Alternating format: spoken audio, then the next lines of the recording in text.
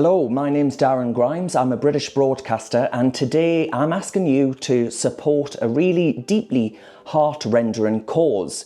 It's a cause you might not have heard about because one thing's for certain, much of the media seems to want to ignore the fact that a uniformed British Army officer has been savagely stabbed multiple times with a 10-inch blade. We've barely heard a whisper about it. It's far too uncomfortable for them to possibly countenance discussing.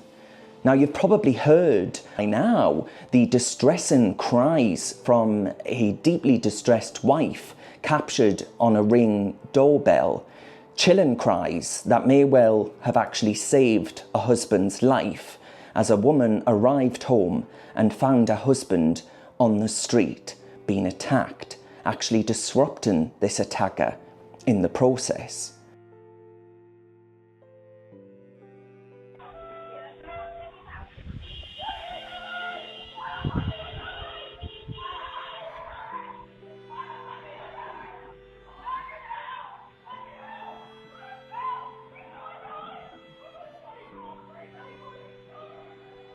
Now, the man in question is Lt Col Mark Teeton, a long-standing member of the armed forces and a father of 2 children. Lt Col Teeton was airlifted to hospital after being stabbed around 12 times whilst in his uniform just before 6 p.m. on Tuesday. Stabbed by a man wearing a ski mask and allegedly armed with 2 of these 10-inch blades. Now, the attack took place in broad daylight, just yards away from Brompton Barracks. That's home of the Royal School of Military Engineering Regiment.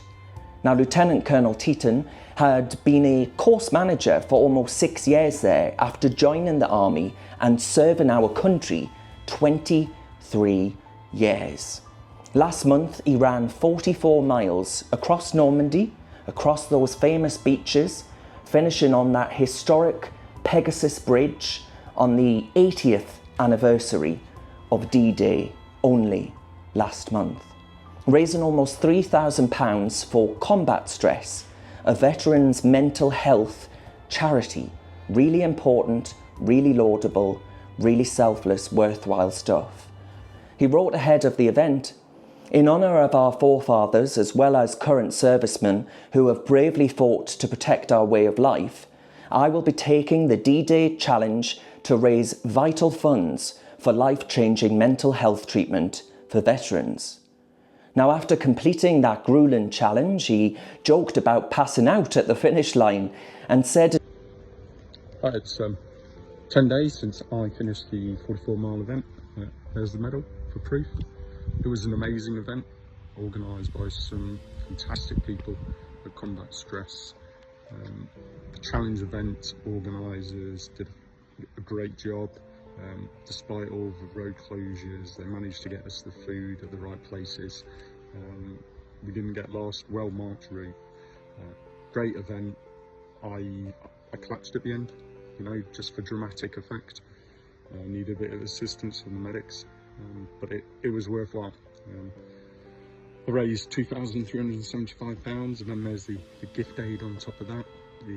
Everyone else who took part raised over 160,000 in total, and it's a good amount of money to a fantastic charity. So I just wanted to close out my series of photos and posts to say, just thank you very much for your support and your generosity. Thank you for everyone who's given me words of encouragement. You know, especially my family. You just need it to be able to do something like that. Body's still recovering. I'm going to enjoy the summer, and I hope to catch up with you all soon. But for now, thank you very much. Enjoy the summer, and catch up soon. But Lt Col Teeton, if he, God willing, survives such a horrific ordeal, he'll need rehabilitation and a very lengthy period out of work. His wife will be no doubt suffering a horrific case of shock and post-traumatic stress, and I'm sure that I speak for you right now when I say that my heart goes out to his children. whose lives will be massively impacted by what is an act of barbarism against a selfless serviceman father. And that's why we've set up this GoFundMe page to raise funds for the family in their hour of need.